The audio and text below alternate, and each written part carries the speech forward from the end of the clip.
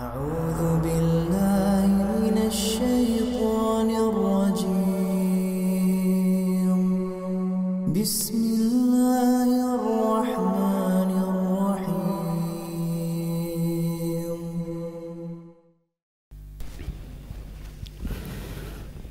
بسم الله الرحمن الرحيم. Assalamualaikum warahmatullahi wabarakatuh. Innal hamdalillah nahmaduhu wa nasta'inuhu wa nastaghfiruh wa na'udzu billahi min shururi anfusina wa min sayyiati a'malina.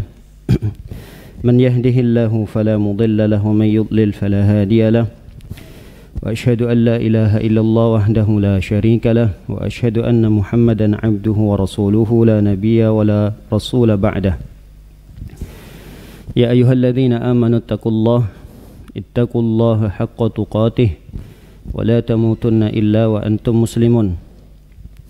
Amma ba'du, fa inna asdaqal hadithi kitabullah wa khairal hadi hadiyu nabiyyina Muhammadin sallallahu alaihi wasallam wa syarrul umuri muhdatsatuha fa inna kulla muhdatsatin bid'ah wa kulla bid'atin dhalalah wa kulla dhalalatin finnar.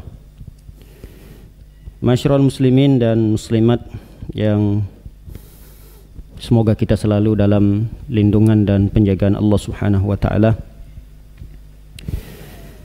Alhamdulillah, bersyukur atas segala nikmat yang Allah berikan kepada kita,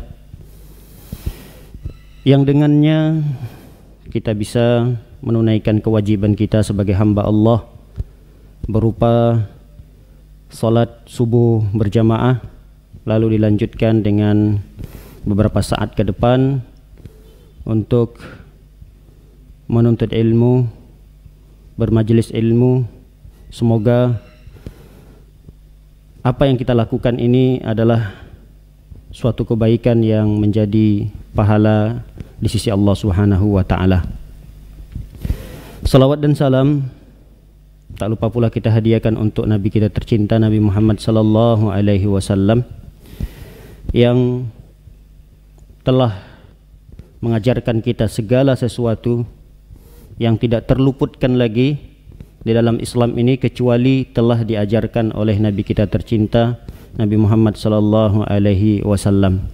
Semoga kita bisa mengambil setiap apa yang menjadi kebutuhan kita dalam hal dunia, terutama dalam hal agama kita, melalui tuntunan Nabi kita tercinta, Nabi Muhammad sallallahu alaihi wasallam. Dengan begitu, mudah-mudahan kita termasuk umat beliau yang mendapatkan syafaatnya kelak pada hari kiamat. Amin ya rabbal alamin. Hadirin dan hadirat dimuliakan oleh Allah Subhanahu wa taala. Tema yang akan kita bahas pada pagi yang berbahagia ini adalah keberkahan hanya milik Allah Subhanahu wa taala. Kata berkah ini sudah tidak asing di telinga kita. Bahkan kita sering ketika berjumpa antara muslim dengan muslim yang lain, kita saling mendoakan. Ketika kita bertemu saudara kita dimanapun berada, terkadang kita selalu mendoakan mereka dengan keberkahan, seperti ucapan salam, Assalamualaikum warahmatullahi wabarakatuh. Walaupun biasanya yang mengucapkan tidak pernah sampai sempurna, paling Assalamualaikum, tapi kadang yang menjawab dia biasanya sampai sempurna, Waalaikumsalam warahmatullahi wabarakatuh. Jadi ada kalimat barokah di akhirnya. Begitu juga kadang kita sering mendoakan keberkahan kepada saudara-saudara kita, tidak hanya dalam ucapan salam, semoga diberkahi ya, semoga berkah ya, atau dengan bahasa Arabnya barakallahu fiik, barakallahu fiik, barakallahu fiik. Biasa kalimat itu sering terlontarkan dari lisan kaum muslimin. Nah, yang akan menjadi pertanyaan besar bagi kita, apa sih makna dari barokah yang sering kita dengarkan itu? Ada 3 makna berkah dari sisi, atau kalau kita tinjau dari sisi bahasanya. Berkah bisa bermakna luzum, bisa bermakna annama, bisa bermakna ziyadah. Berkah itu maknanya adalah luzum. Luzum itu menetap. Makanya kata para ulama bahasa, onta tatkala dia menderum itu disebut dengan yabruk. Yabruk. Akar katanya sama dengan barokah. Jadi ketika onta ingin menderum, ingin menetap, ingin tiduran, itu disebut dengan barokah. Jadi onta itu menetap. Begitu juga kata para ulama, kenapa kolam disebut dengan birkah. Jadi akar katanya juga sama dengan barokah. Kalau barokah banyak berharokah fathah, kalau kolam itu harokat banyak kasroh, birkah. Artinya apa? Kolam. Karena air biasanya dalam kolam itu menetap, maka disebutlah kolam itu dengan birkah. Ini makna yang pertama. Ada yang mengatakan barokah itu maknanya annama, berkembang. Annama, semoga berkah ya, semoga berkembang ya. Begitu juga makna berkah itu adalah aziyadah, bertambah. Jadi menetap, berkembang dan bertambah. Inilah yang disebut dengan berkah.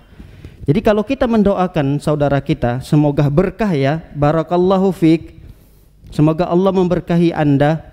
Maksudnya apa? Semoga kebaikan itu menetap pada diri Anda atau dia berkembang dan bertambah. Itulah makna daripada berkah. Kami ulangi, makna daripada berkah adalah semoga kebaikan itu menetap pada diri kita dan berkembang serta bertambah. Ini adalah makna keberkahan. Dan keberkahan itu tidak hanya terbatas pada harta saja. Semoga Allah memberkahi harta Anda. Tidak terbatas hanya pada harta. Bisa jadi keberkahan itu ada pada umur, ada pada keluarga, ada pada rumah, ada pada ilmu, dan seterusnya. Keberkahan itu ada pada apa saja. Oleh karenanya para ulama mengatakan keberkahan itu dari Allah, sama seperti hidayah yang kita dapatkan, petunjuk dari Allah Subhanahu wa taala, itu kita dapatkan dari Allah. Dan Allah akan berikan kepada siapa saja yang Allah kehendaki. Sama halnya dengan keberkahan juga. Ada orang yang diberkahi umurnya. Bagaimana kita mengetahui seorang itu berkah umurnya? Ya bisa jadi dengan umurnya panjang tapi diisi dengan amal soleh. Ada juga orang umurnya berkah walaupun pendek usianya, 30 meninggal, ada 35 meninggal, tapi di usia itu dia sudah mengumpulkan berbagai macam amalan soleh. Berkah umurnya. Dengan umurnya yang pendek itu dia bisa melakukan ibadah-ibadah yang umur 60 tahun pun belum tentu bisa mengerjakannya. Ini berkah. Jadi bisa jadi umur seorang itu panjang juga berkah tatkala diisi dengan amal soleh. Ada juga orang yang umurnya pendek tapi diberkahi oleh Allah Subhanahu wa taala. Begitu juga dengan harta. Ada orang yang hartanya pas-pasan, ya tidak dikatakan kaya, tapi berkah. Dengan hartanya yang sedikit, yang pas-pasan itu, belum tentu orang yang sekaya dia bisa melakukan amalan yang dia miliki dengan hartanya sedikit itu. Ini hartanya berkah. Ada pula orang yang hartanya melimpah ruah tapi berkah. Ada. Namun yang ingin kami titik beratkan di sini, tidak mesti dikatakan harta itu berkah dia harus melimpah ruah menjadi kaya raya. Tidak. Ya bisa jadi hartanya sedikit tapi diberikan keberkahan oleh Allah Subhanahu wa taala dengan dia bisa memanfaatkan hartanya sedikit tersebut untuk beribadah kepada Allah Subhanahu wa taala. Para hadirin dan hadirat dimuliakan oleh Allah Subhanahu wa taala. Keberkahan hanya milik Allah Subhanahu wa taala sebagaimana hidayah yang menggerakkan hati kita untuk beramal soleh, itu hidayah. Nah begitu juga dengan keberkahan. Maka yang terkait dengan ini adalah sangat-sangat jelas sekali dari Rasul sallallahu alaihi wasallam yang menjelaskan bahwa keberkahan hanya milik Allah Subhanahu wa taala. Dilihat dalam hadis Jabir bin Abdullah. Jabir bin Abdullah pernah suatu ketika ikut bersama Rasul sallallahu alaihi wasallam dalam safar beliau. Ketika sampailah di suatu perjalanan, tentu perbekalan yang mereka miliki semakin menipis, termasuk air. Air ya, yang dibawa oleh para sahabat kurang. Jadi jangankan untuk berwudu, untuk minum saja udah tekor. Lalu apa yang dilakukan oleh para sahabat? Mereka kumpulkanlah masing-masing mereka punya air sedikit, dikumpulkan menjadi satu. Tujuannya apa? Untuk berwudu. Ketika itu sudah sampai sholat asar.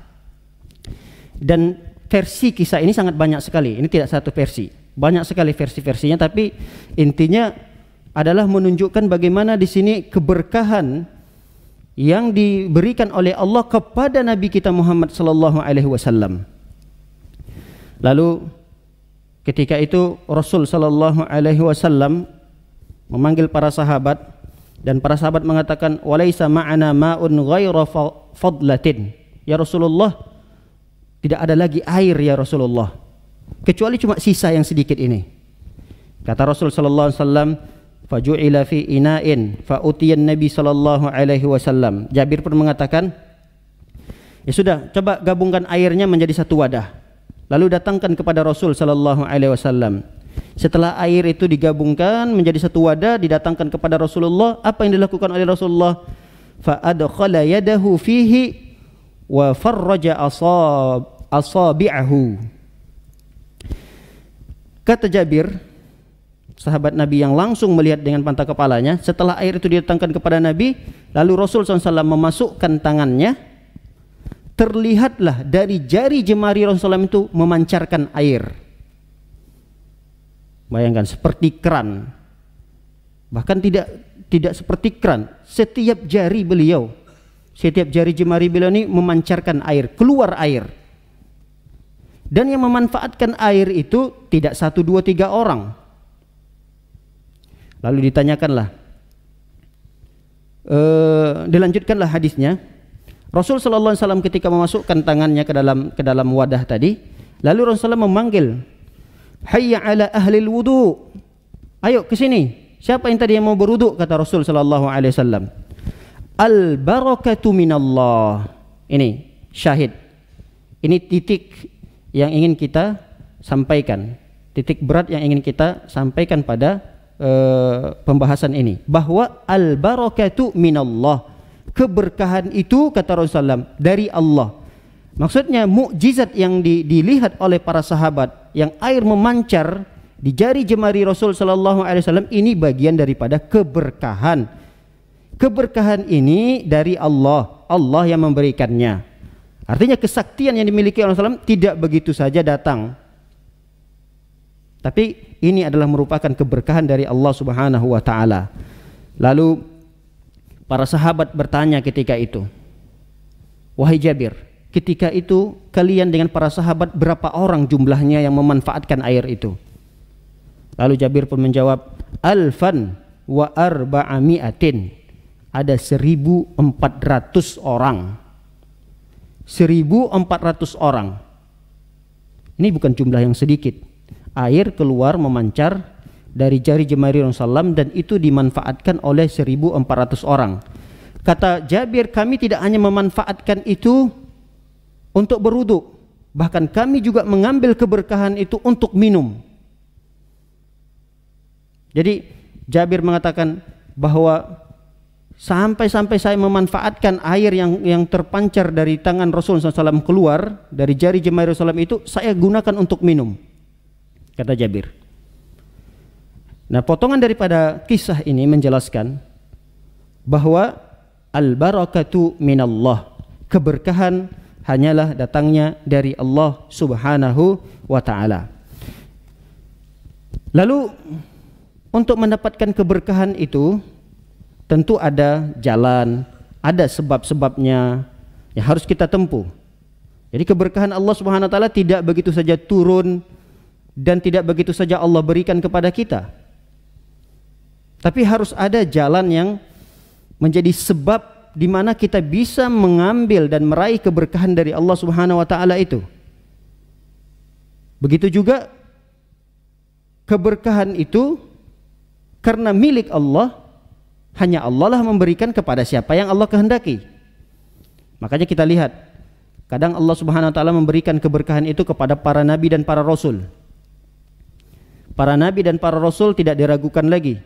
Yang paling besar keberkahan yang Allah berikan kepada nabi dan para rasul adalah nabi kita tercinta Nabi Muhammad sallallahu alaihi wasallam. Dengan mukjizatnya yang begitu banyak, di antara yang bisa kita rasakan sampai saat ini, keberkahan dari Rasul sallallahu alaihi wasallam yang diberikan oleh Allah adalah agama yang saat ini kita berada di atasnya. Ini keberkahan yang luar biasa. Akidah yang sampai saat ini kita genggam dengan sekuat-kuatnya, ini adalah keberkahan yang diwariskan oleh Nabi kita tercinta Nabi Muhammad sallallahu alaihi wasallam. Dan mukjizat ini akan bertahan sampai akhir, sampai hari kiamat. Al-Quran dan agama Islam yang diwariskan oleh Nabi sallallahu alaihi wasallam. Ini adalah keberkahan yang wajib untuk kita syukuri. Bisa jadi keberkahan itu ya diberikan oleh Allah Subhanahu wa taala kepada orang-orang soleh. Tapi jangan dipahami bahwa ketika kita ingin mengambil keberkahan dari orang-orang soleh, lalu kita salah jalan. Betapa banyak sebagian kaum muslimin ingin mencari keberkahan dari orang-orang yang soleh, tapi keliru jalannya. Ada yang terkadang melihat ada sisa minuman syekhnya. Wah, ini berkah ini nih, bekas syekh ini, bekas Habib Fulan ini atau Kiai Fulan ini berkah. Tidak dengan seperti itu kata para ulama untuk mencari keberkahan dari orang soleh. Tapi kalau kepada Nabi boleh. Kalau pada Nabi Rasul sallallahu alaihi wasallam iya. Banyak hadis yang menjelaskan para sahabat itu mengambil keberkahan dari sisa-sisa yang digunakan oleh Rasul sallallahu alaihi wasallam. Bahkan peninggalan-peninggalan, sisa-sisa, bekas-bekas yang telah digunakan oleh Rasulullah SAW itu dipakai oleh para sahabat untuk mengambil keberkahan. Iya, ada banyak hadis-hadis yang menjelaskan seperti itu. Para sahabat mengambil keberkahan dari keringat Nabi, ada. Para sahabat berebut sisa air wudhu Nabi, bahkan mereka gunakan untuk membalurinya ke tubuh-tubuh mereka, ada. Mengambil keberkahan dari sisa potongan rambut Nabi Shallallahu Alaihi Wasallam boleh. Artinya sisa-sisa yang digunakan atau yang lengket pada tubuh Nabi Shallallahu Alaihi Wasallam itu bisa dijadikan keberkahan. Ada di antara para sahabat yang mengambil keberkahan dari bekas baju Nabi Shallallahu Alaihi Wasallam. Namun itu tidak terjadi pada selain Nabi. Tidak boleh dilakukan kepada selain Nabi Muhammad sallallahu alaihi wasallam. Termasuk tadi keberkahan kepada orang soleh. Tidak boleh kita samakan orang soleh dengan Nabi sallallahu alaihi wasallam. Oh, dulu kan para sahabat berebut wudhu Nabi. Kenapa tidak kita lakukan kepada kiai kita, kepada syekh kita, kepada ustadz kita? Sisanya kenapa tidak boleh? Tentunya kita lihat kembali bagaimana sejarah para sahabat. Setelah Nabi sallallahu alaihi wasallam meninggal dunia, satu pun para sahabat tidak lagi melakukan itu kepada sahabat yang lain. Tentu yang menggantikan Nabi setelah meninggal dunia Abu Bakar. Tidak ada orang yang soleh di muka bumi ini sesolehnya Abu Bakar. Di zaman kita ini sesoleh apapun orang di zaman kita, tidak ada orang yang sesolehnya Umar, Utsman, Ali dan para sahabat yang lain. Tidak ada satupun riwayat yang menjelaskan sahabat yang satu mengambil keberkahan pada Umar, pada Abu Bakar, pada Ali bin Abi Thalib, Utsman, atau generasi setelah sahabat tabi'in. Tabi'in lalu kemudian mengambil keberkahan dari sahabat-sahabat senior. Tidak ada, satu pun riwayat tidak ada. Kenapa? Karena mengambil keberkahan dari bekas-bekas tubuh itu hanya berlaku kepada Nabi Muhammad SAW. Nah, adapun keberkahan kepada orang soleh itu bisa kita ambil manfaatnya adalah ketika orang soleh itu mengajarkan ilmunya, ketika kita melihat bagaimana akhlaknya, bersikap, bagaimana bermuamalahnya, itu bagian daripada keberkahan orang soleh. Itulah yang kita ambil manfaat daripada orang-orang soleh tersebut. Jadi bukan yang diambil adalah sisa-sisa pakaian atau minuman atau bagian rambutnya yang terpotong lalu kemudian disimpan menjadi berkah. Tidak, itu tidak terjadi kepada selain Nabi Muhammad SAW. Nah, apakah benar ada sisa-sisa peninggalan Nabi SAW? Entahkah itu rambutnya, ada yang nyimpan pedangnya, ada yang surbannya, ada yang bajunya, ada yang apalah, potongan-potongan rambut. Apakah benar itu sampai kepada Nabi SAW? Wallahu alam. Kalau ada sanadnya, karena kan agama Islam ini bersanad. Kalau memang peninggalan itu ada sanadnya, bahwa potongan rambut ini diwariskan, misalnya ya seperti hadis diwariskan oleh Imam Bukhari. Imam Bukhari ini ngambilnya dari mana? Dari gurunya. Gurunya ini ngambil dari mana? Dari tabi'in. Tabi'in ini ngambilnya dari mana? Dari sahabat. Sahabat ngambil ke Rasul sallallahu alaihi wasallam. Jadi tidak hanya sebatas pengakuan, oh ini jubah Rasul ini, wah ini rambut Nabi sallallahu alaihi wasallam. Ya, kita tidak juga boleh mengingkari dan juga tidak boleh mendustakan, karena kita tidak tahu, kecuali kalau memang ada sanadnya. Ini rambut Rasul SAW, sanadnya dari fulan, Syekh fulan ini mengambilnya dari fulan, fulan mengambilnya dari sini. Nah, kalau ada sanadnya, kita wajib percaya, sebagaimana hadis-hadis yang sahih, kita wajib mengimaninya. Tapi kalau hanya sekedar pengakuan, ini rambut Rasul, ini bekas jubah Rasul, ya kita sebaiknya berdiam diri saja, tidak mendustakannya dan juga tidak mempercayakannya. Ini sikap kita yang terbaik. Baik, bisa jadi kata para ulama keberkahan itu Allah Subhanahu wa taala berikan kepada tempat, sebagian tempat, Mekah, Madinah, kemudian Syam saat ini adalah Palestina, Yordan, Suria. Ini dulunya Syam. Nah, negeri Syam ini adalah negeri yang diberkahi. Begitu juga Yaman. Kalau Mekah, Madinah sudah tidak diragukan lagi. Syam, Yaman, Rasul sallallahu alaihi wasallam pernah mendoakannya. Allahumma barik lana fi Syamina, Allahumma barik lana fi Yamanina, kata Rasulullah. Ya Allah, berkahilah negeri Syam kami, ya Allah berkahilah negeri Yaman kami. Namun apakah kita mengambil dan mengalap keberkahan dari tempat yang diberkahi oleh Allah ini dengan mengambil batunya lalu disimpan, dijadikan jimat? Tidak. Apakah untuk mengambil keberkahan dari tempat-tempat ini kita mengambil sesuatu yang menakjubkan lalu disimpan, dibalut dengan kain? Tidak. Tidak dengan itu mengambil keberkahannya. Tapi ambillah keberkahan dari tempat-tempat yang berkah itu dengan beramal soleh. Seperti di negeri kita tercinta ini negeri kita negeri yang berkah. Kenapa? Karena begitu banyaknya di negeri ini masjid-masjid, rumah-rumah Allah Subhanahu wa taala. Rumah Allah adalah tempat yang paling berkah. Lalu kemudian keberkahan daripada tempat Allah yang ada di negeri kita ini banyak ditinggalkan. Malah keberkahan-keberkahan yang tidak ada sumbernya, yang tidak ada dalilnya, itu yang diperebutkan. Harusnya kita ambil keberkahan tempat ini ya dengan apa? Dengan diisi dengan amal soleh, untuk ilmu, berzikir, belajar, beribadah. Isi dengan beramal soleh di tempat-tempat tersebut. Terkadang Allah memberikan keberkahan pada masa yang diberkahi oleh Allah Subhanahu wa taala adalah bulan Ramadan. Di bulan Ramadan itu ada malam Lailatul Qadarnya. 10 pertama bulan Zulhijjah. Ini masa-masa yang diberkahi.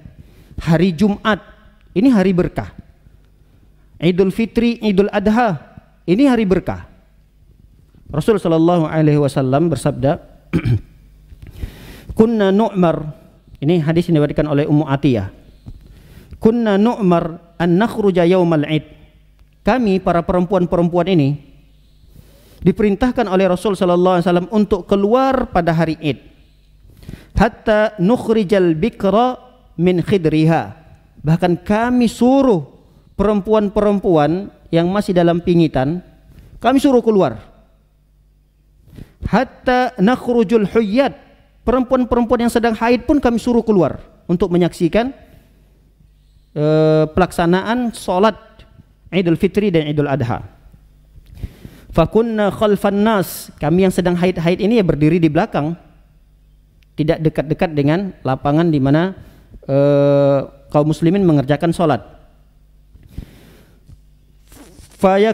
Fayukabbirna bitakbirihim wa yad'una bidu'aihim wa yarjuna barakata dzalik.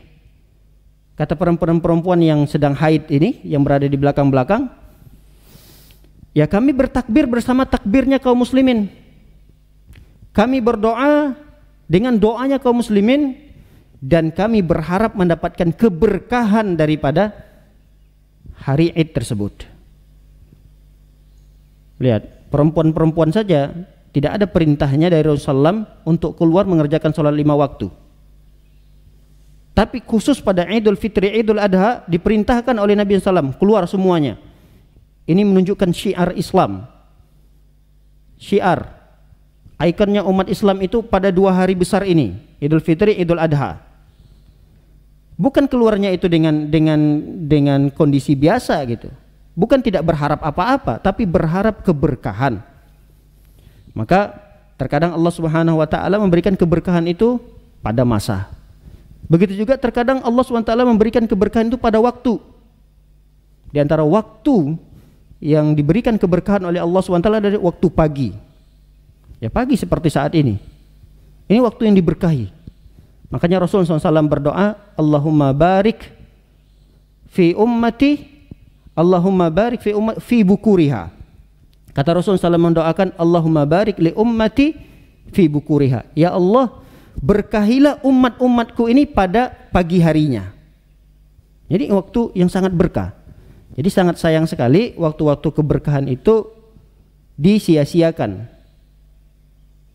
Waktu pagi. Makanya dalam hadis ini yang diriwayatkan oleh Sakhar, sahabat Sakhar, mengatakan bahwa Nabi SAW seringkali mengirimkan utusan untuk berdakwah, utusan untuk berperang, itu dikirimkan oleh Rasulullah di pagi hari.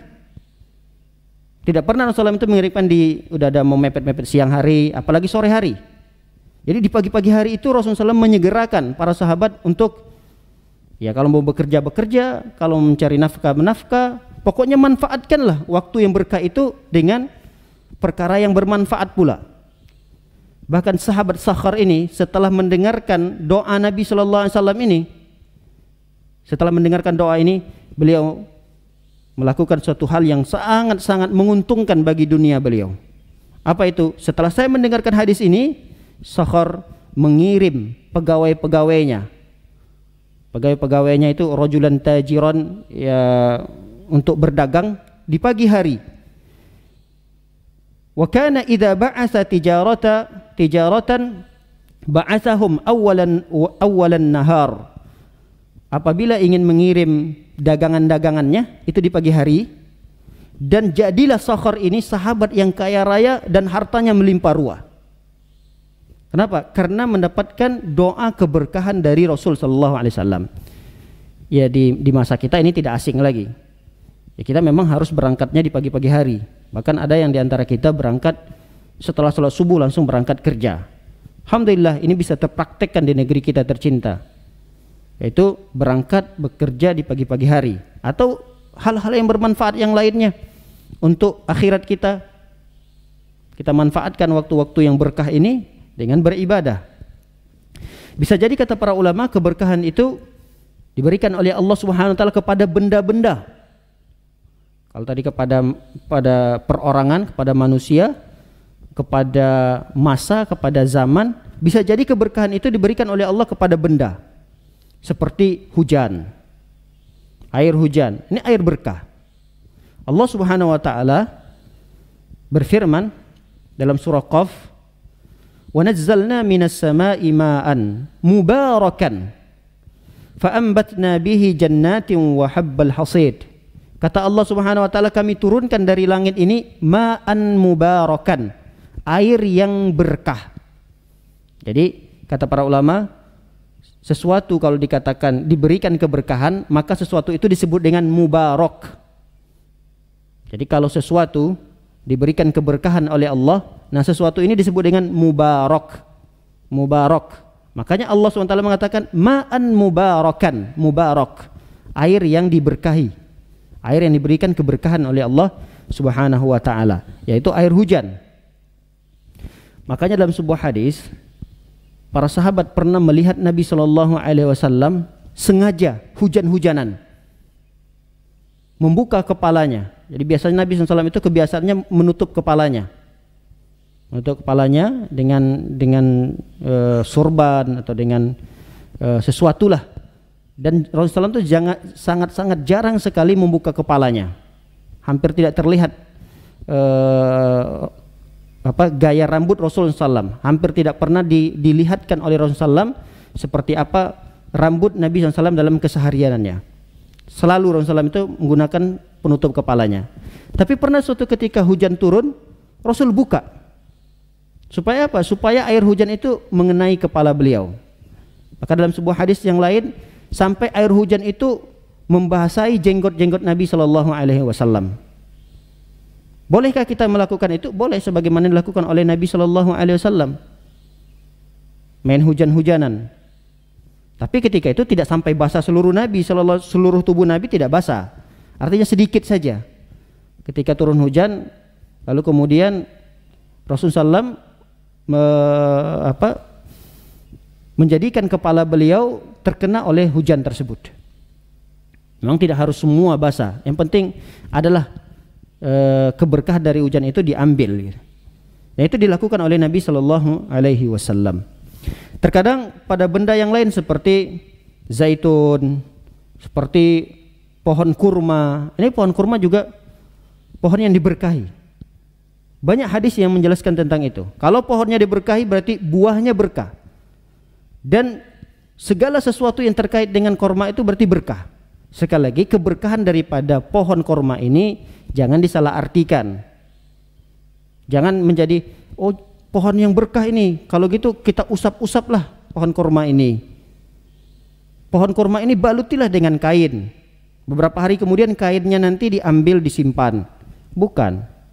Keberkahan daripada pohon kurma ini, segala jenis yang terkait dengan kurma ini itu bisa dimanfaatkan. Itu maksud daripada keberkahan. Ya, ambil buahnya, atau kalau kita ingin mengambil keberkahan dari pohon kurma ini, tanam pohonnya. Itu keberkahan pada pohon kurma. Banyak hadis yang terkait dengan itu, tidak bisa kita bacakan satu persatu karena masih banyak lagi pembahasan kita. Bisa juga pada benda yang lain seperti air zam-zam. Ini satu benda yang berkah juga, air zam-zam. Ada juga keberkahan pada perbuatan, seperti pada sahur. Tasaharu fa inna fis sahuri barakah. Bersahurlah karena pada sahur itu ada keberkahan. Bisa juga ada pada perbuatan. Bahkan bisa jadi keberkahan itu pada hewan, pada kambing dan domba. Ada keberkahan pada kambing dan domba itu. Rasul SAW bersabda, "Ittakhidhul ghanam fa inna fiha barakah." Peliharalah kambing, peliharalah domba, karena pada domba atau kambing itu ada keberkahan. Ya, tentu banyak sekali keberkahan pada kambing atau domba ini. Bulunya bisa dijadikan pakaian, kulitnya bisa digunakan, dagingnya bisa dimakan, dan domba atau kambing ini lebih cepat berkembang biaknya, dagingnya lezat. Ini sudah diakui. Sate bisa disate, bisa dibikin apa saja, berkah daripada kambing tersebut. Baik, para hadirin dan hadirat dimuliakan oleh Allah Subhanahu wa taala. Sebab untuk mendapatkan keberkahan ini, apa sebabnya? Ya tentu harus kita tempuh sebab-sebab itu. Yang pertama, taqwallah, bertakwa kita kepada Allah Subhanahu wa taala. Ini adalah kunci utama untuk mendapatkan keberkahan dari Allah Subhanahu wa taala, yaitu ketakwaan. Apa itu takwa? Takwa itu adalah mengerjakan apa yang diperintahkan oleh Allah dan meninggalkan segala bentuk yang dilarang oleh Allah Subhanahu wa taala. Ini takwa. Tentunya kita meninggalkan sesuatu dan mengerjakan sesuatu yang diperintahkan oleh Allah atas dasar ilmu. Kalau tidak berdasarkan ilmu juga tidak bernilai takwa. Banyak orang yang mengerjakan seakan-akan itulah perintah Allah. Banyak orang yang menilai inilah larangan Allah, tapi tidak. Kenapa? Karena tidak didasari dengan ilmu. Maka takwa ini adalah kunci dasar, kunci utama bagi seorang hamba untuk mendapatkan keberkahan dari Allah Subhanahu wa taala. Allah berfirman, "Wa may yattaqillaha yaj'al lahu makhraja wa yarzuqhu min haitsu la yahtasib." Siapa orang yang bertakwa kepada Allah, Allah akan berikan solusi dari setiap masalah yang dia hadapi. Wa yarzuqhu min haitsu la yahtasib. Allah akan berikan dia rizki dari arah yang tidak dia sangka-sangka. Keberkahan bisa didapati dengan bertakwa. Bahkan dalam surah Al-A'raf ayat 96 Allah SWT berfirman, "Walau anna ahlal qura amanu wattaqau lafatahna alaihim barakatim minas sama'i wal ardh." Kata Allah Subhanahu wa taala, andai kata penduduk suatu negeri amanu, mereka beriman, wattaqau, mereka bertakwa, iman, bertakwa, lafatahna alaihim barakatim minas sama'i wal ardh. Kami akan bukakan pintu-pintu keberkahan itu dari langit dan dari bumi. Syaratnya apa? Beriman, bertakwa. Jika suatu penduduk negeri beriman, bertakwa, kami akan bukakan keberkahan dari langit dan dari bumi. Dari langit apa? Berupa hujan yang diturunkan oleh Allah Subhanahu wa taala. Dari bumi Allah suburkan, Allah hidupkan tanah-tanah yang mati menjadi hidup. Allah suburkan tuh tumbuhan. Ini keberkahan yang Allah berikan kepada orang-orang yang beriman dan bertakwa kepada Allah Subhanahu wa taala. Yang kedua, sebab supaya kita bisa menggapai keberkahan Allah Subhanahu wa taala ialah perbanyak istighfar dan tinggalkan dosa-dosa. Perbanyak istighfar. Karena dengan istighfar ini menjadi sarana kita untuk mendapatkan keberkahan Allah Subhanahu wa taala. Allah Subhanahu wa taala berfirman dalam surah Nuh ayat yang ke-10 sampai ke-12, "Faqultu astaghfiru rabbakum innahu kana ghaffara." Aku katakan, istighfarlah kalian kepada Allah. Beristighfarlah kalian kepada Rabb kalian, karena Allah itu Maha Pengampun. Apa buahnya dari istighfar ini? Kata Allah, "Yursilis samaa'a 'alaikum midrara." Allah turunkan dari kalian hujan yang lebat dari langit. Jadi lagi-lagi hujan jadi standar keberkahan suatu negeri. Lihat, Allah akan turunkan hujan yang lebat pada kalian. Apalagi buah daripada istighfar ini, wa yumdidukum bi amwalin wa banin. Allah perbanyak harta kalian, Allah perbanyak keturunan kalian, wa yaj'al lakum jannatin wa yaj'al lakum anhara. Allah jadikan bagi kalian itu kebun-kebun, dan Allah jadikan bagi kalian pula sungai-sungai yang mengalir. Ini keberkahan daripada istighfar. Dalam ayat yang lain Allah SWT mengatakan, wa inistaghfiru rabbakum thumma tubu ilaihi yumatti'kum mata'an hasana ila ajalin musamma wa yu'ti kulla dhi fadlin fadlah. Kata Allah SWT, andai kata kalian itu beristighfar kepada Tuhan kalian, kepada Allah Subhanahu wa taala, kemudian kalian bertaubat, istighfar, kemudian bertaubat, apa buahnya? Yumatti'kum mata'an hasana. Allah akan berikan kalian kehidupan yang baik. Kehidupan yang baik, kehidupan yang bahagia di dunia ini. Sampai kapan? Ila ajali musamma, sampai batas waktu yang Allah kehendaki. Syaratnya kalau kita ingin mendapatkan kebahagiaan hidup di dunia ini, keberkahan dari Allah Subhanahu wa taala ketika kita tinggal di muka bumi ini, perbanyak istighfar, bertaubat kepada Allah Subhanahu wa taala. Ini sarana untuk mendapatkan keberkahan Allah Subhanahu wa taala. Jadi keberkahan yang ingin kita dapatkan dari Allah, ya kita tidak perlu cari di tempat-tempat yang tidak ada sumbernya dari Rasulullah SAW. Kita sendiri bisa menjadi dan menggapai keberkahan itu dengan cara perbanyak istighfar pada Allah Subhanahu wa taala. Yang ketiga, berdoa, minta kepada Allah. Karena keberkahan ini milik Allah, kita minta berdoa. Bisa jadi kita mendoakan diri kita sendiri, atau kita minta doa orang lain.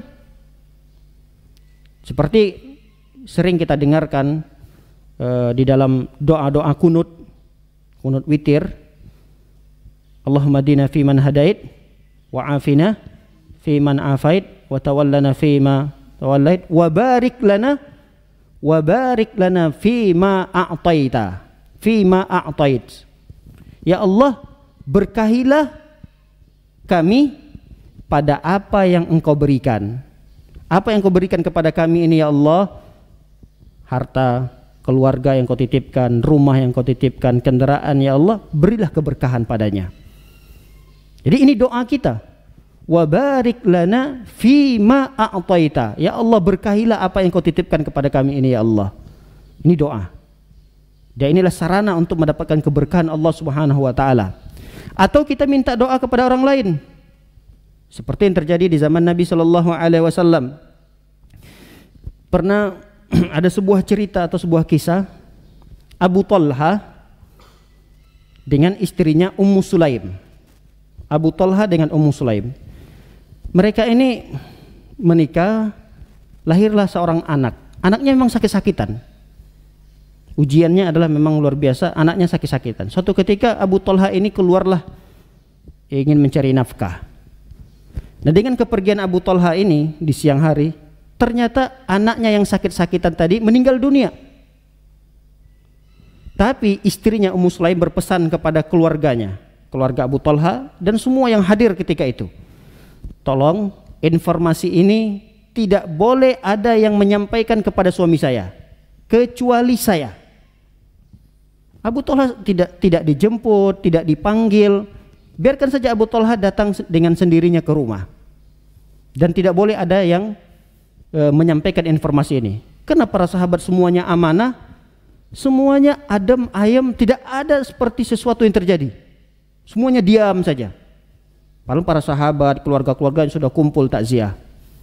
Abu Talha tidak tahu. Sampai Abu Talha pulang, di sore harinya pulang, di malam harinya ternyata Ummu Sulaim ini melakukan sesuatu yang mungkin lebih dari pernah apa yang dia lakukan. Beliau bersolek, berhias, bercantik, sampai-sampai Abu Talha ini tertarik dan berhasrat. Terjadilah hubungan biologis di antara mereka berdua. Setelah selesai, istrinya melayani suaminya, lalu Ummu Sulaim berkata, seraya bertanya kepada suaminya, wahai Abu Talha, jika ada suatu kaum meminjamkan sesuatu kepada si A misalnya, ini si A meminjamkan kepada si B, lalu si A ini mengambil sesuatu itu kembali, apakah ada hak si B untuk menghalanginya?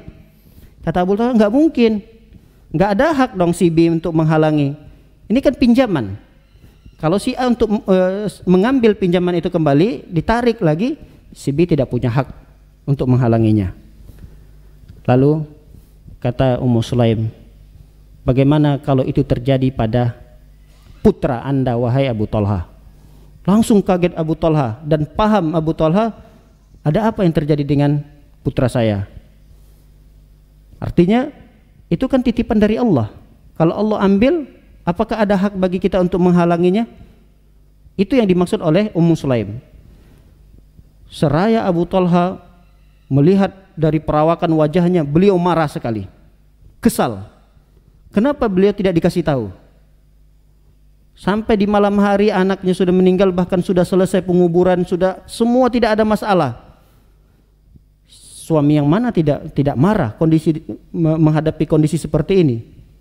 Kalaulah memang itu titipan, ya dikasih tahu supaya beliau juga ikut dalam pelaksanaannya. Tapi Ummu Sulaim ingin sengaja menyembunyikan itu dan ingin memberikan cara bagaimana untuk menyampaikan itu dengan cara yang baik. Ternyata cara itu juga tidak diterima oleh Abu Talha. Apa-apaan ini yang dilakukan oleh kalian semua sampai tidak memberitahu saya tentang wafatnya putra saya. Akhirnya karena kesal dan marah, beliau datanglah melapor ke Nabi Shallallahu Alaihi Wasallam. Sampailah kisahnya terjadi hubungan biologis terjadi pada mereka berdua. Lihat apa doa Rasul Shallallahu Alaihi Wasallam dari kejadian itu. Kata Rasulullah, barakallahu lakuma fi ghabiri lailatikuma.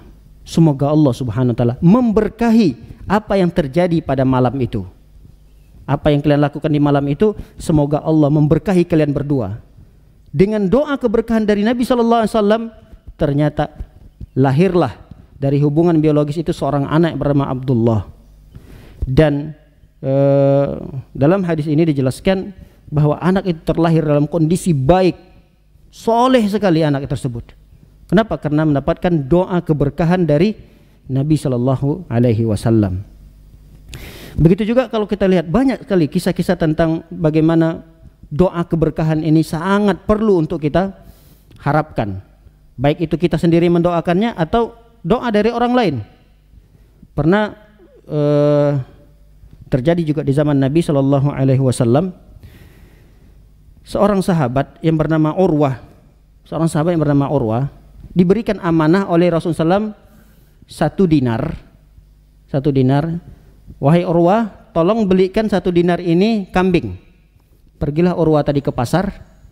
Ternyata 1 dinar itu bisa dapat 2 ekor. Rasul pengennya 1 dinar ini ya 1 ekor. Pokoknya beli kambing gitu. Ya 1 dinar biasanya 1 ekor. Tapi Urwah karena beliau memiliki keahlian dalam berbisnis, dengan 1 dinar itu beliau belilah 2 ekor kambing. Ketika di perjalanan 1 ekornya dijual sama beliau. Di perjalanan 1 ekor, ada yang mungkin orang tertarik melihat kambing tersebut. Kalau tertarik silahkan beli. Akhirnya dibeli oleh orang dengan 1 dinar. Pulanglah dia menghadap ke Rasul Sallallahu Alaihi Wasallam. Ya Rasulullah, ini titipan Anda. Uang 1 dinarnya kembali, kambing didapatkan oleh Rasul Sallallahu Alaihi Wasallam. Lalu dengan begitu Rasul Sallallahu Alaihi Wasallam mendoakan beliau, barakallahu laka fi safqati yaminika. Semoga Allah Subhanahu wa taala selalu memberkahi jual beli bisnis yang engkau jalani. Jadi luar biasa doa keberkahan ini dalam segala hal, baik itu perkara duniawi apalagi perkara akhirat. Perkara-perkara dunia saja kita boleh mendoakan keberkahan, seperti perdagangan seseorang, seperti bisnis seseorang, seperti usaha seseorang, seperti pekerjaan seseorang. Ini perlu kita doakan. Kita sama muslim doakan keberkahan untuk saudara-saudara kita, atau kita juga meminta dengan sendirinya kepada Allah Subhanahu wa taala. Berikutnya yang keempat adalah sulukus sabil as-sawi fil kasbi wal istirbah wa talabir rizqi halal wa ta'affuf 'anil haram wa 'anil syubhat. Di antara sebab untuk mendapatkan keberkahan dari Allah Subhanahu wa taala adalah usaha atau pekerjaan yang kita geluti saat ini pada bidang yang halal. Dan kita ta'affuf, menahan diri, menjaga kehormatan kita dari perkara-perkara yang haram dan perkara-perkara yang syubhat. Ini adalah sebab untuk mendapatkan keberkahan dari Allah Subhanahu wa taala. Dan yang terkait dengan ini sangat banyak sekali hadis-hadis yang terkait dengan ini. Seperti hadis Hakim bin Hizam. Rasul sallallahu alaihi wasallam pernah bersabda, al-bai'ani bil khiyar ma lam yatafarraqa. Jual beli itu masih ada pilihan untuk melanjutkan atau membatalkannya selama mereka belum berpisah. Artinya dalam satu majelis si A, si B transaksi jual beli. Ini masih ada potensi untuk melanjutkannya atau membatalkannya selama mereka berdua ini belum pisah. Kalau sudah pisah, ya tidak ada khiyar majelis itu. Kata Rasulullah SAW, fa in sadaqa wa bayyana, jika yang menjual tadi dia menjelaskan, dia jujur dalam menjelaskannya barang yang dia jual itu, maka kata Rasulullah SAW, burika lahuma fi bai'ihima, maka transaksi ini diberkahi. Kalau ada kejujuran di sana, dijelaskan, tidak ada penjelasan yang dusta di sana, maka transaksi ini diberkahi. Sebaliknya kata Rasulullah, wa in katama wa kadzaba, tapi kalau ada yang disembunyi-sembunyikan, bahkan ada penjelasan yang dusta di sana, muhiqat barakatu bai'ihima, maka keberkahan daripada transaksi itu dihapuskan oleh Allah Subhanahu wa taala. Begitu juga dalam hadis yang lain, seseorang mencari rezeki yang halal dan tidak tamak sehingga jatuh kepada keharaman. Hadis yang sama juga pada seorang sahabat yang bernama Hakim bin Hizam. Hakim bin Hizam ini mendapatkan bagian, ya biasanya selesai peperangan ada harta rampasan perang. Jadi semua sahabat yang ikut menjadi anggota atau ikut berperang, mereka mendapatkan bagian itu. Nah, Hakim bin Hizam mendapatkan bagian itu. Tapi beliau datang lagi, minta lagi ke Rasulullah, ya Rasulullah bagi lagi dong. Diberikan oleh Rasulullah. Nih, Rasul kalau ada orang minta dan sesuatu itu masih ada, Rasul berikan. Kemudian setelah diberikan oleh Rasulullah, datang lagi nih Hakim bin Hizam, ya Rasulullah masih ada enggak? Bagi lagi. Diberikan oleh Rasulullah. Datang lagi, minta lagi, diberikan oleh Rasul sallallahu alaihi wasallam. Padahal jatah dia itu hanya yang pertama tadi. Terus yang diberikan oleh Rasulullah itu jatah siapa? Itu jatah Rasul sallallahu alaihi wasallam. Diberikan, minta, diberikan. Pokoknya kata para sahabat, siapa saja yang meminta kepada Rasulullah, Rasulullah SAW tidak pernah membiarkan orang yang minta itu pulang dalam keadaan kosong. Pasti diberikan oleh Rasulullah SAW. Nah, lalu Rasulullah SAW melihat, ini Hakim bin Hizam orangnya baik, orangnya soleh. Ini dinasihatilah oleh Rasulullah SAW. Jadi tidak dibiarkan begitu saja oleh Rasulullah. Dinasihati, dipanggil, wahai Hakim bin Hizam, inna hadzal mal khadiratun halwah. Harta yang kau minta ini, dunia, harta yang kau minta ini sangat hijau dan manis. Jadi dianalogikan harta itu seperti sesuatu yang hijau dan manis. Jadi semua orang pasti suka, termasuk Hakim bin Hizam ini. Faman akhazahu bisakhwati nafsin, siapa orang yang mengambil harta ini dengan cara yang tamak, bahkan sebenarnya dia sudah mengambil hak dia, tapi dia tetap masih minta lagi. Yang seperti ini, ya tidak ada keberkahan pada harta itu. Tapi kalau dia mengambil atau meraih sebuah harta itu dengan cara yang baik, dengan tidak berlebih-lebihan dan tidak jatuh kepada yang haram, ya harta itu akan diberkahi, kata Rasul SAW. Dengan begitu pahamlah Hakim bin Hizam tadi. Setelah itu kata Hakim bin Hizam, aku tidak pernah meminta sesuatu yang bukan hakku. Sampai pada zaman Abu Bakar, Umar, beliau ikut bersama dua khalifah ini. Padahal beliau punya hak, dipanggil untuk mengambil haknya, nggak mau diambil sama beliau. Setelah apa? Setelah nasihat dari Nabi Shallallahu Alaihi Wasallam ini. Baik. Sebab yang berikutnya agar bisa mendapatkan keberkahan dari Allah Subhanahu Wa Taala adalah albirru wa wassilatu wa husnul muamalati ma'al khalqi.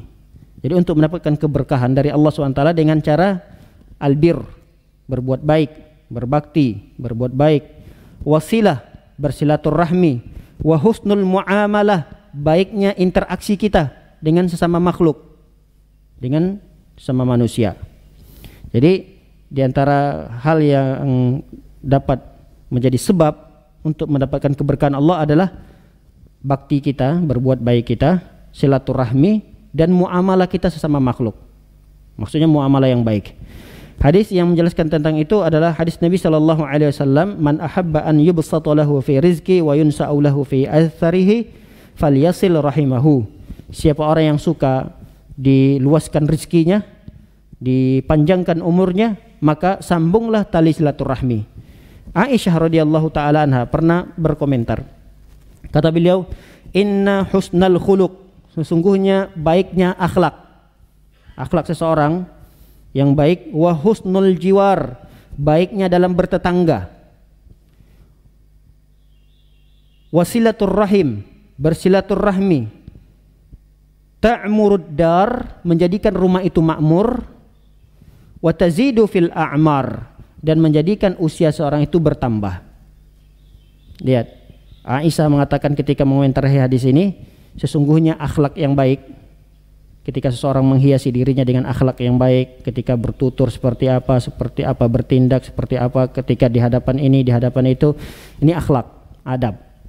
Kemudian bertetangga baik, silaturahmi dijalankan. Ini semua menjadikan rumah kita makmur. Ta'murud dar, rumah itu makmur. Ya, kalau makmur ini berarti kan berkah. Biasanya kata-kata makmur ini kan bisa kita sematkan kepada orang yang sudah sejahtera. Wah, sekarang hidupnya udah makmur ya. Hidupnya sekarang udah makmur. Berarti ini kan berkah. Ta'murud dar, kata Aisyah, rumahnya akan makmur. Wa tazidu fil a'mar, usianya pun akan ditambah oleh Allah Subhanahu wa taala. Baik, berikutnya. Husnul tanzim bil waqt wal mubadara ila iqtinamihi. Yaitu dengan cara baiknya kita dalam mengatur waktu dan bersegera untuk memanfaatkan waktu itu. Ini juga untuk menggapai keberkahan. Jadi kita harus punya planning yang baik dalam manajemen waktu, kemudian bersegera untuk mengisi hal-hal yang baik dalam waktu itu. Nah, ini tadi kita sudah pernah sampaikan bahwa Rasul SAW pernah mendoakan, Allahumma barik li ummati fi bukuriha. Ya Allah, berkahilah umatku ini pada waktu paginya. Jadi pada waktu yang disegerakan, pagi-pagi. Kemudian dimanfaatkan waktu tersebut, waktu yang berkah itu. Baik, yang berikutnya adalah al-jud wal karam wat takaful. Untuk mendatangkan keberkahan Allah bisa juga melalui sebab al-jud, kedermawanan. Sama, al-karam ini juga kedermawanan. Wat takaful, takaful ini ya seperti menanggung beban hidup orang lain, misalnya biaya hidup orang lain yang menjadi jaminannya dia, yang menanggungnya dia. Nah, orang seperti ini bisa mendatangkan keberkahan dari Allah Subhanahu wa taala. Allah SWT berfirman, hal jazaul ihsan illal ihsan. Tidaklah balasan kebaikan itu kecuali dengan baik pula. Kalau ada orang yang berbuat baik dengan kedermawanannya, ini kan baik. Maka kebaikan ini akan dibalaskan oleh Allah Subhanahu wa taala kepada orang yang berbuat baik. Hal jazaul ihsan illal ihsan. Tidaklah balasan kebaikan itu kecuali dengan kebaikan pula. Begitu juga firman Allah Subhanahu wa taala, "Wa ma anfaqtum min syai'in fahuwa yukhlifu wa huwa khairur raziqin." Kata Allah, tidaklah kalian berinfak dengan sesuatu kecuali Allah akan ganti. Karena Allah sebaik-baik pemberi rezeki. Dalam ayat yang lain bahkan gantinya jauh berkali-kali lipat. Dalam surah Al-Baqarah mengatakan, "Matsalul ladzina yunfiquna amwalahum fi sabilillahi kamatsali habbah ambatat sab'a sanabil fi kulli sumbulatin mi'atu habbah wallahu yudha'ifu liman yasha wallahu wasi'un alim." Permisalan orang yang dermawan itu, orang yang berinfak itu kepada harta yang dia miliki di jalan Allah, kamatsali habbah. Itu perumpamannya seperti satu biji, yang satu biji itu menumbuhkan 7 cabang. Satu biji lalu bertunas, punya 7 cabang. Setiap cabangnya itu berbuah lagi, masing-masing cabangnya 100 buah. Jadi satu dibalas oleh Allah Subhanahu wa taala dengan 700 kebaikan. Banyak hadis-hadis yang terkait dengan bahwa al-jud wal karam, dermawan, apalagi menanggung biaya orang lain, biaya hidup orang lain, ini akan mendatangkan keberkahan dari Allah Subhanahu wa taala. Baik. penghalang-penghalang dari keberkahan itu banyak juga. Kalau tadi sebab-sebab bagaimana kita bisa mendatangkan keberkahan Allah, penghalangnya juga ada, penghalang untuk mendapatkan keberkahan Allah. Yang pertama maksiat dan dosa. Maksiat dan dosa. Ini adalah penghalang utama dari keberkahan Allah Subhanahu wa taala. Terkadang orang yang bermaksiat itu berkah dari waktunya hilang. Berkah dari rizkinya hilang. Berkah dari keluarganya hilang. Ada saja masalah. Ada aja sesuatu yang dia harus selesaikan. Kemudian bisa jadi keberkahan dari dia beribadah hilang. Terutama adalah keberkahan pada dia beragama. Ini bisa hilang kelezatan dalam beribadahnya. Kenapa? Karena dosa dan maksiat yang dia lakukan.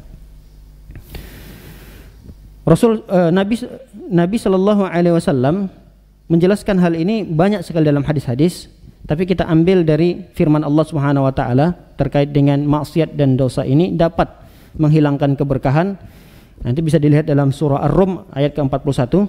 Allah SWT berfirman, "Zaharal fasadu fil barri wal bahri bima kasabat aydin nas liyudhiqahum ba'dalladzi 'amilu la'allahum yarji'un." Kata Allah SWT, tampak sudah kerusakan di muka bumi ini. Terjadinya kerusakan di daratan, di lautan, itu karena dosa manusia. Dan Allah berikan kerusakan itu di muka bumi itu sebagai balasan dari sebahagian dosa yang mereka lakukan. Artinya ini tidak semua kerusakan yang di muka bumi ini balasan daripada semua dosa, tidak. Kerusakan yang terjadi di daratan, di lautan, itu baru balasan yang kecil dari sebagian kecil dosa manusia.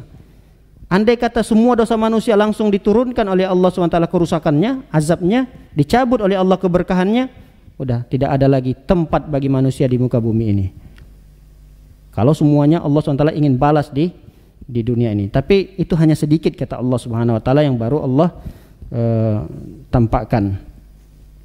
Baik, penghalang yang kedua, tarkut tasmiyah indal akli wasyurbi wal jima' wad dukhuli ilal manzil wa ghairihi, yaitu meninggalkan basmalah dalam aktivitas dunia. Ketika mau makan, kayak minum, mau jima, berhubungan suami istri, mau masuk rumah, meninggalkan bismillah ini mencabut keberkahan dari perbuatan yang akan dilakukan itu. Banyak hadis yang menjelaskan tentang itu. Kita tidak bisa sebutkan satu persatu hadisnya, tapi intinya perkara-perkara duniawi yang kita dianjurkan sekali untuk memulai dengan basmalah, lalu kita tidak bacakan itu, masuk rumah, selain assalamualaikum kan ada sunnahnya ucapkan bismillah dulu. Bismillah. Karena dalam hadis Rasulullah mengatakan bahwa ketika seseorang masuk rumah, dia baca bismillah, seakan-akan terhalangi bagi syaitan untuk ikut masuk ke dalam rumahnya. Kemudian dia masuk rumah, makan, mau makan nih, masuk rumah ya tentu kadang langsung makan atau apa, ada makanan, baca bismillah lagi dia, syaitan pun terhalangi untuk ikut makan bersamanya. Tapi kalau orang kedua, kata Rasulullah, ada orang masuk ke rumah tapi tidak baca bismillah, udah syaitan juga ikut masuk ke dalam rumahnya. Makan tidak juga baca bismillah, syaitan pun ikut. Bahkan syaitan memanggil teman-temannya. Apa kata syaitan? Ayo semua kalian ke sini, kita nginap malam ini di rumah si fulan. Ketika apa? Ketika masuk tidak baca bismillah. Tidak hanya satu syaitan saja, dia panggil teman-temannya yang lain. Ayo semua kita ke sini, kita nginap malam ini di rumah si fulan. Ketika tidak baca bismillah di saat makan, mereka pun mengatakan, ternyata kita cuma tidak dapat penginapan, kita juga dapat makan malam. Kenapa? Karena tidak baca bismillah. Ini perkara-perkara duniawi, makan, masuk rumah, ini baca bismillah. Tapi kalau perkara ibadah, sekali lagi kalau tidak ada contohnya jangan. Mau sholat misalnya, bismillah, Allah, tidak ada contohnya. Kalau perkara ibadah kita harus merujuk kepada hadis Nabi SAW. Ada lagi seperti azan, baca bismillah, bismillah, Allahu Akbar, Allah. Kalau tidak ada contohnya dalam ibadah tidak perlu membaca bismillah. Jadi yang baca bismillah itu adalah perkara-perkara duniawi. Itu ada anjurannya dari Nabi SAW. Kemudian berikutnya adalah al-halfu, bersumpah, menggumbar sumpah. Biasanya ini para pedagang-pedagang. Walaupun memang dia tidak berdusta dalam sumpahnya itu. Tapi dia sering sekali menggunakan kalimat sumpah itu untuk melariskan barang dagangannya. Ini dicabut dan diangkat keberkahannya. Dalam sebuah hadis Rasulullah SAW mengatakan, al-halifu manfaqatun lisil'ah mamhaqatun lil barakah. Itu sumpah. Ini barangnya bagus. Sumpah tadi banyak orang sudah beli ini. Sumpah demi Allah ini yang lagi viral dan kualitasnya bagus. Walaupun yang dia sebutkan, yang dia jelaskan itu jujur, tapi dia sering menggunakan kalimat sumpah demi Allah, sumpah demi Allah, sumpah demi Allah. Kata Rasulullah SAW, barangnya akan laris, tapi keberkahannya tidak ada. Walaupun tidak dusta ya, tapi dia sering sekali menggunakan kalimat sumpah. Ini bisa menghilangkan keberkahan. Kemudian al-kadhibu wal ghish, bisa mencabut keberkahan itu adalah al-kadhib, dusta, al-ghish, berlaku curang. Ini juga bisa menghapuskan dan mengangkat keberkahan. Berikutnya, infaqul khabith minal mal wa tasadduq birradi', yaitu berinfak dengan suatu yang jelek, memberikan orang lain pada perkara-perkara yang jelek, yang sisa-sisa, yang sudah apa, itu kadang diberikan. Ini juga bisa menghilangkan dan mengangkat keberkahan. Bersedekah dengan suatu yang tidak baik, yang sudah tidak bagus lagi disedekahkan, itu bisa mengangkat keberkahan. Pernah di satu kisah dijelaskan, ada seorang yang diutus oleh Nabi SAW, ambil zakat, suruh ambil zakat di rumah fulan. Lalu si ambil zakat tadi pulang membawa onta, tapi ontanya yang jelek. Didoakan oleh Rasul SAW, Allahumma la tubarik fihi wala fi ibilihi. Ya Allah, jangan berkahi orang ini dan jangan berkahi onta-ontanya itu ya Allah. Mendengar doa ini, si pemilik onta langsung datang ke Rasul sallallahu alaihi wasallam karena mendengar doa ini, khawatir dia, dan dia bertaubat kepada Allah Subhanahu wa taala, kemudian minta maaf kepada Nabi sallallahu alaihi wasallam, lalu kemudian dia membawa onta yang lebih bagus lagi sebagai harta zakatnya. Lalu didoakan oleh Rasulullah, Allahumma barik fihi wa fi ibilihi. Ya Allah, berkahi orang tersebut ya Allah, dan berkahi hewan ternaknya. Ini hadis yang menjadikan pelajaran bagi kita bahwa sesuatu yang kita berikan kepada orang lain adalah perkara yang jelek, yang tidak baik, yang sudah tidak bagus di kita, baru berikan kepada orang lain, ini mengangkat keberkahan itu. Kemudian aklul mal haram bisyatti suwarihi wa ashkalihi, makan harta haram dengan berbagai jenis bentuknya, ini juga bisa mengangkat keberkahan. Kemudian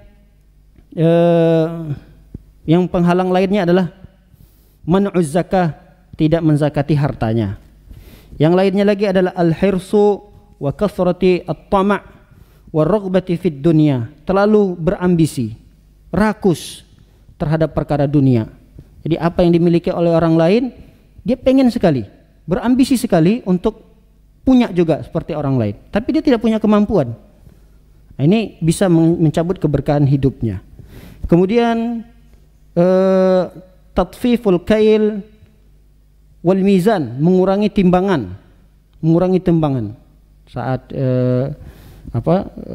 dia berdagang, dia kurangi timbangan. Ini juga akan mengurangi keberkahan. Bahkan tidak hanya mengurangi keberkahan, Allah azab dengan 3 perkara. Yang pertama, ukhidhu bisinin, yaitu Allah akan turunkan penceklik, zaman yang sulit. Wasyiddatil maunah, pertolongan Allah Subhanahu wa taala juga berat bagi dia. Wa jawri sultan, yaitu kezaliman sultan, kezaliman pemimpin itu bisa diberikan oleh Allah kepada siapa? Kepada orang-orang yang mengurangi timbangan. Jadi jangan berharap pemimpin yang adil tapi rakyatnya masih berlaku curang. Di mana-mana kita banyak berharap pemimpin adil, tapi kita lupa untuk memperbaiki rakyat-rakyat yang selalu berlaku curang. Dan ini satu paket, tidak mungkin. Kalau kita mengharapkan pemimpin yang adil, tapi rakyat masih curang, tidak akan pernah didapatkan, karena ini janji Rasul Sallallahu Alaihi Wasallam. Kemudian yang terakhir adalah adamur ridha birrizki, yaitu seringkali kita tidak ridha terhadap rizki yang diberikan oleh Allah Subhanahu Wa Taala, tidak qanaah, tidak merasa cukup. Dan ini beberapa penghalang dari keberkahan yang kita dapatkan dari Allah Subhanahu wa taala. Ada sebab-sebabnya untuk mendatangkan keberkahan, ada juga yang menghalangi keberkahan itu. Semoga ini bisa kita amalkan, yaitu sebab-sebab yang bisa mendatangkan keberkahan, dan mudah-mudahan kita juga bisa menjauhkan kemudahan yang diberikan oleh Allah agar kita bisa jauh dari hal-hal yang menghalangi dari keberkahan yang Allah berikan kepada kita. Demikian kajian singkat ini, semoga bermanfaat. Barakallahu fikum. Semoga Allah memberikan keberkahan kepada kita, keberkahan kepada umur kita, keberkahan pada waktu kita, keberkahan kepada harta kita, keberkahan kepada keluarga kita, dan keberkahan dalam setiap aktivitas kita. Amin ya rabbal alamin. Wa sallallahu ala nabiyyina Muhammadin wa ala alihi washabbihi wasallam ajmain. Subhanakallahumma bihamdika asyhadu an la ilaha illa anta astaghfiruka wa atubu ilaik. Assalamualaikum warahmatullahi wabarakatuh.